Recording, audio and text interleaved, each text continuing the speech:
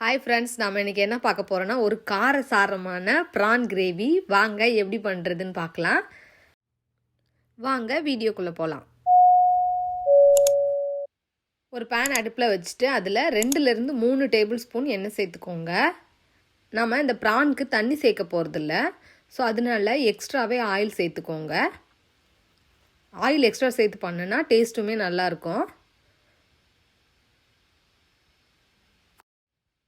எண்ணெய் காஞ்சதுக்கு அப்புறமா இதில் 1 டீஸ்பூன் கடுகு உளுந்தம் பருப்பு சேர்த்துக்கோங்க.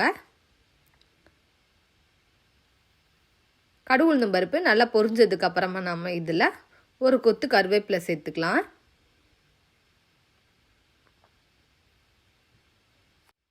கருவேப்பிலை சேர்த்துட்டு நான் இதில் ஒரு பெரிய வெங்காயம் பொடியாக நறுக்கி வச்சுருக்கேன். உங்ககிட்ட சின்ன வெங்காயம் இருந்தால் நீங்கள் சின்ன வெங்காயம் சேர்த்து பண்ணால் இன்னும் டேஸ்ட்டு நல்லாயிருக்கும். வெங்காயம் நல்லா ப்ரௌன் ஆகிற வரையும் நல்லா வதக்கி விட்டுக்கோங்க.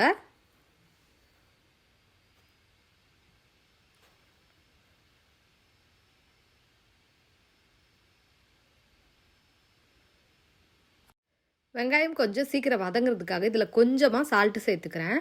சால்ட்டு சேர்த்துட்டு நல்லா வதக்கி விட்டுக்கோங்க. வெங்காயம் இந்த அளவுக்கு வதங்கினதுக்கப்புறமா நம்ம இதில் 1 டீஸ்பூன் இஞ்சி பூண்டு விழுது சேர்த்துக்கலாம். இஞ்சி பூண்டு விழுது சேர்த்துட்டு அந்த எண்ணெய் கூடயே இதையும் சேர்த்து வதக்கி விடுங்க.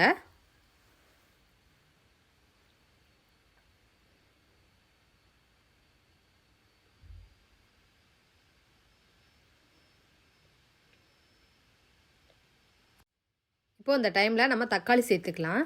தக்காளி நான் ஒரு பெரிய தக்காளி ஒன்று எடுத்து நறுக்கி சேர்த்துருக்கேன். மீடியம் சைஸ் தக்காளியாக இருந்தால் நீங்கள் 2 கூட சேர்த்துக்கலாம். ரொம்ப சேர்த்துட்டா ரொம்ப புளிப்பாயிடும். தக்காளி வெங்காயம் இந்த மாதிரி நல்லா மசிஞ்சதுக்கப்புறமா நம்ம இதில் மசாலா எல்லாம் சேர்த்துக்கலாம். 1 டீஸ்பூன் மல்லித்தூள், 1 டீஸ்பூன் மிளகாய்த்தூள், 1/4 டீஸ்பூன் மஞ்சத்தூள் எடுத்திருக்கேன். உங்களுக்கு எந்த அளவுக்கு நீங்கள் காரம் வேணும்னு நினைக்கிறீங்களோ அந்த அளவுக்கு நீங்கள் காரம் மட்டும் ஆட் பண்ணிக்கோங்க. மசாலா எல்லாம் சேர்த்து நல்லா அந்த மாதிரி வதக்கி விடுங்க. அதோட பச்சை ஸ்மெல் போகிற வரை ஒரு 2 மினிட்ஸ் வதக்கி விட்டுக்கோங்க. அடுப்பை சிம்மில் வச்சுட்டு இந்த மாதிரி வதக்கி விடுங்க, இல்லைன்னா கருகிடும்.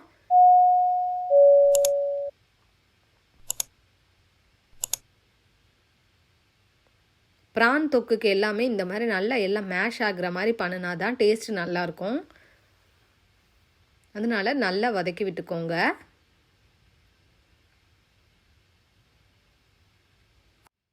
இந்த அளவுக்கு நல்லா வதங்கினதுக்கப்புறமா இது ஒரு 250 கிராம்ஸ் ப்ரான் இருக்கும். நான் அதை நல்லா க்ளீன் பண்ணி மஞ்சத்தூள் எல்லாம் போட்டு கழுவி வச்சுருக்கேன்.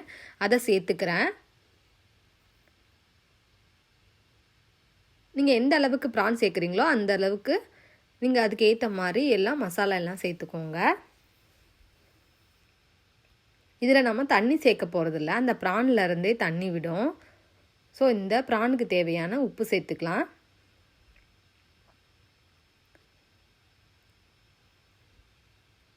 உப்பு சேர்த்துட்டு நல்லா கிளறி விட்டுக்கோங்க.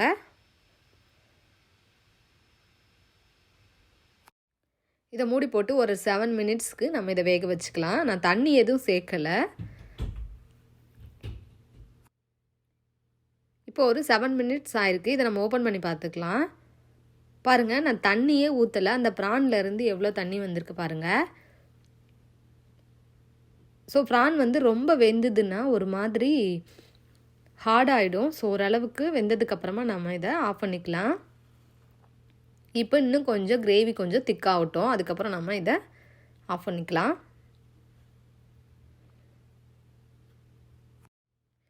இப்போது ப்ரானும் நல்லா வெந்துச்சு, கிரேவியும் ஓரளவுக்கு நல்லா திக்காயிடுச்சு. இந்த ஸ்டேஜில் நம்ம அடுப்பை ஆஃப் பண்ணிக்கலாம்.